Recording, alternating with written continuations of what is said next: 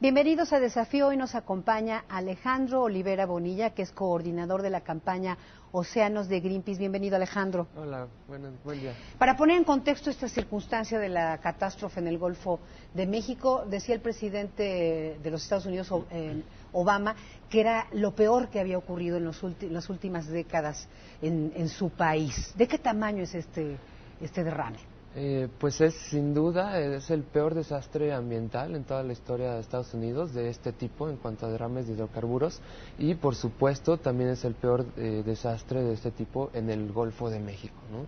La magnitud es grande, hasta ahorita van alrededor de 20 millones de litros que se han vertido, se siguen virtiendo, hasta recientemente se ha estado disminuyendo un poco el impacto, pero esto sin duda va a traer serias consecuencias. Esto estuvo 3 semanas sin control, por fortuna el fin de semana lograron un poco detener un flujo que además, Alejandro, hay que decirlo, mintieron los empresarios porque primero decían que eran 5,000 litros de derrame de petróleo y después dijeron que eran 70,000 de manera real por día.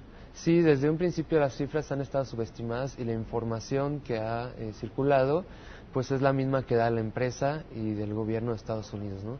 Esta medida que acaban de hacer este fin de semana, el mismo gobierno estadounidense la criticó porque únicamente es una medida de contención y no está pues ya resuelto el problema, ¿no?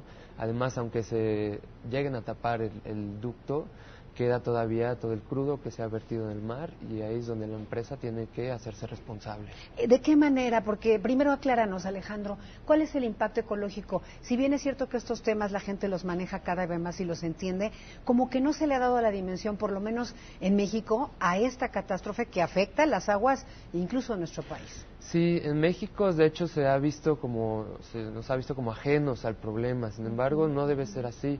El Golfo de México tampoco es grande, de hecho ese es un problema global, es bastante fuerte y hay especies que no reconocen fronteras, especies como la tortuga lora, por ejemplo, que está en peligro de extinción, que anida en playas de Tamaulipas, se distribuye en esa zona.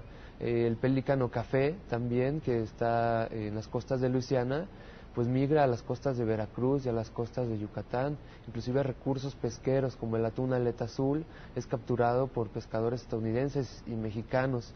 Entonces, pues las especies migran fácilmente a través de todo el Golfo de México y el gobierno mexicano debería estar pidiendo cuentas del impacto que se está causando y de las especies, impactos económicos también a la pesca que se pudieran causar en México. Cosa que no ha hecho y que es bastante cuestionable. Cosa que no ha hecho y ya porque ha estado de brazos cruzados únicamente diciendo que están al tanto del problema, pero no es así. Bien, ahora, ¿de qué manera cuando hablas de estas afectaciones que son impagables, de qué manera la empresa puede hacerse responsable de esta catástrofe?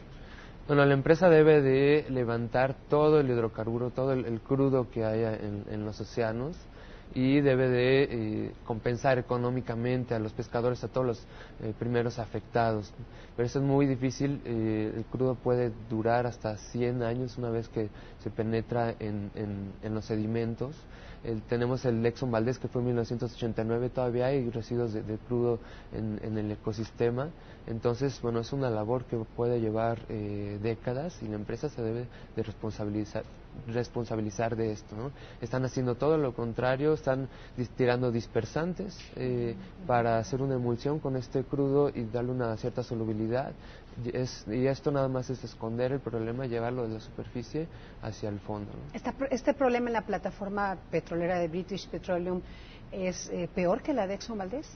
Sí, ya por supuesto ya rebasó en cuanto a magnitud de litros derramados y por eso es la peor catástrofe ambiental de Estados Unidos de este tipo, ¿no? ¿Qué tanta cultura todavía nos hace falta como sociedad, Alejandro, para poder protestar, exigir a nuestro gobierno que a su vez sea muy contundente con el gobierno de los Estados Unidos respecto a este tipo de situaciones? Sí, hace falta pues un cambio en políticas públicas, los ciudadanos debemos de presionar para que suceda esto. No se le debe seguir apostando a los combustibles fósiles, que son una tecnología riesgosa y que contribuyen con el cambio climático. Los gobiernos deberían encaminar las políticas públicas hacia las energías limpias, hacia las energías renovables, obviamente para mitigar todos los efectos del cambio climático y más en esta época de urgencia que es necesario actuar de inmediato, ¿no? Corresponde a nosotros los ciudadanos también exigir esto a nuestros gobiernos.